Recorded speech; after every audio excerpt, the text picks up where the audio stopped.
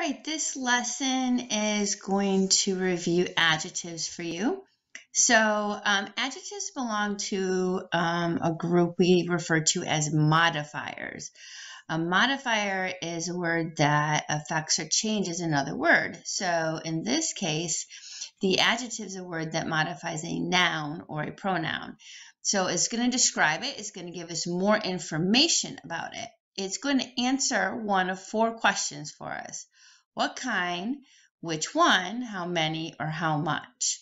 So some examples of adjectives that tell us what kind would be a new car, a striped tie, a red tomato, comfortable shoes. So those all describe the noun that follows it. And it gives us a little bit more information so that when we picture it in our heads, we know, well, we're looking for a new car, not an old car, a striped tie, not a solid tie, a red tomato, not a green tomato, comfortable shoes versus uncomfortable shoes. So it just gives us that information. Which one, adjectives that tell us which one would be adjectives like this, every, nearby, and next door. So this butterfly, every page, nearby bush, next door neighbor. So those would be telling us which we're talking about. How many? Okay, sometimes we don't think of numbers as being adjectives, but they are. So one hamburger versus two hamburgers or three hamburgers. Any number here would be an adjective. Many, okay, it's more general, but it's still a number, telling us how many cucumbers, both students, and few notes. Okay, so again, you have the noun immediately following it. And then they also tell us how much of something, so no food, little rain, some money, or more dessert. So, which one of these we want. So some examples in a sentence: the quiet large crowd of visitors examines the new building. You'll notice that quiet and large both modify crowd. They both give us information about crowd, and new tells us about building. Okay. Some adjectives come after the noun. So those would be our predicate adjectives if they follow the verb, or even if they don't follow the verb, they might be separated with a comma from the noun if they follow it. This just gives us some variety in our sentence structure, makes our writing more interesting. So the room, comma, narrow and dark, comma, frightened us. So frightened is a verb here. In this case, we have our adjectives telling us about room. It's a narrow room or dark room. We could have put them in front of the noun, but we chose to write them after the noun just for variety. So we have certain adjectives that follow the verb. We've already looked at the examples of these, right? So when we have a linking verb, we have adjectives that are after the verb and modify our subject specifically. They are predicate adjectives. So it's not about just being after the verb. So here, skillful and creative are telling us about architect. Architect is our subject. Down here, first tells us about man, but it is not a predicate adjective because it's still modifying a noun that follows it. It's not modifying our subject, Neil Armstrong. It's modifying man, telling us what kind of man he was. Articles are adjectives. So a, and the are a special group. The is a definite article, so it identifies a specific person, place, or thing. A or and are called indefinite articles. They refer to a group or class. So you might not be specific to which student left the binder, but a student. We know what a student did. So we use a or an when it starts with a vowel sound, a before a consonant sound. They are considered adjectives. You should identify them as adjectives. They modify the noun that they're attached to, right? So the man, the moon, a student, a binder, a desk. So some examples of when you use either one: a pilot, a unit. Here, U in unit makes a Y sound, so it's considered a consonant, so we say a unit, and a hat, because we're pronouncing the H.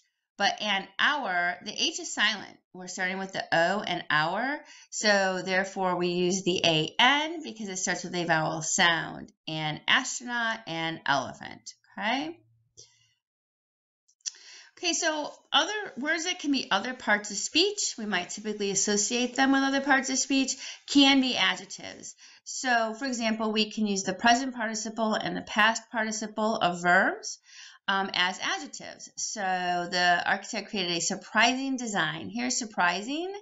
It looks like it might be a verb, right? It is the present participle of surprise. But here it's being used as an adjective to tell us about the design, what kind of design it was. The dancing leaves, so this is telling us what kind of leaves they were or which leaves they were. They were the dancing leaves.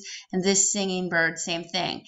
In both these cases, we have our present participle of our verb, dance and sing, being used as an adjective.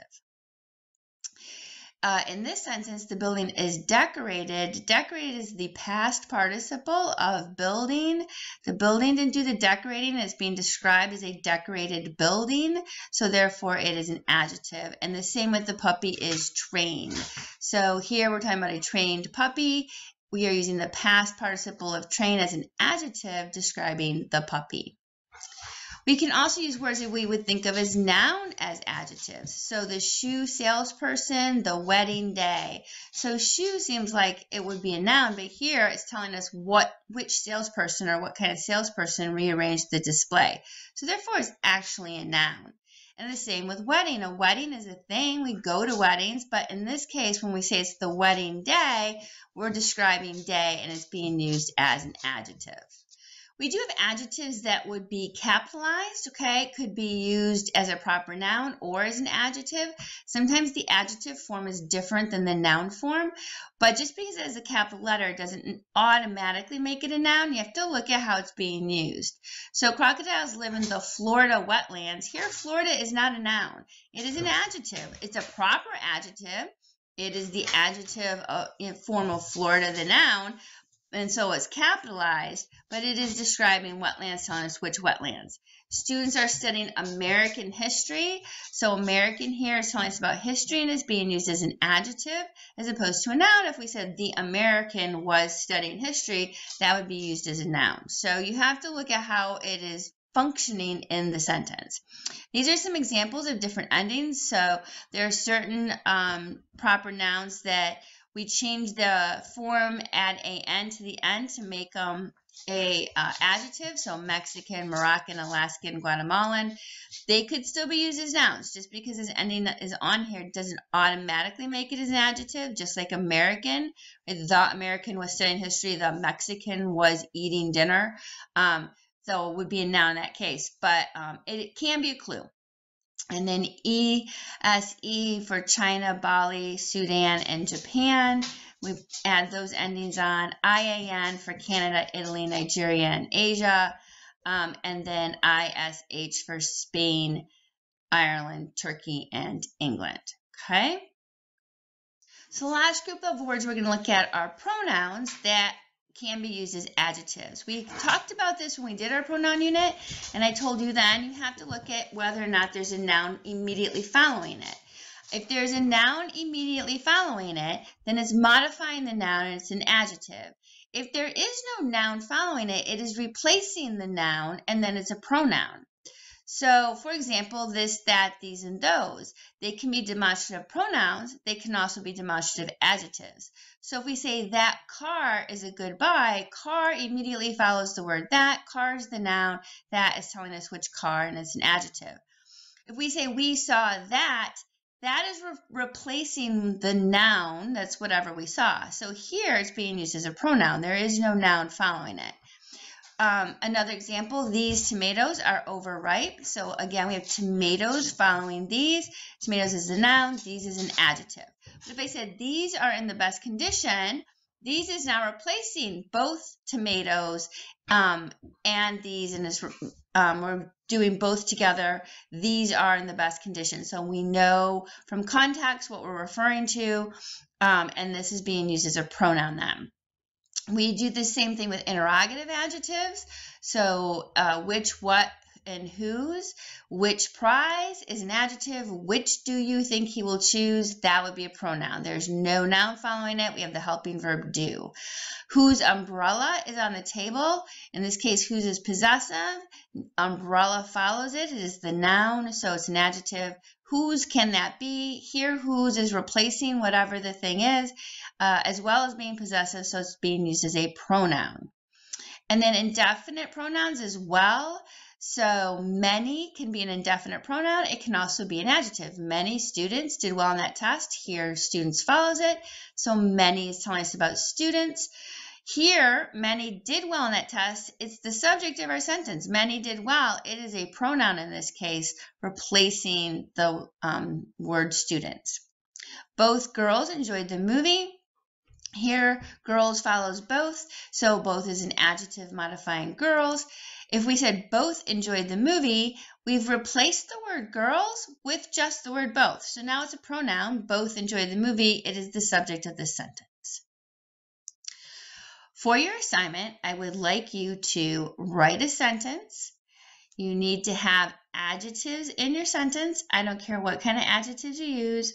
Please have more than one. Identify all of the adjectives that you include in your sentence. You can bold them, color them, underline them, however you want to do it. And then tell me what each adjective is modifying. So what word is it telling us about in your sentence? Okay?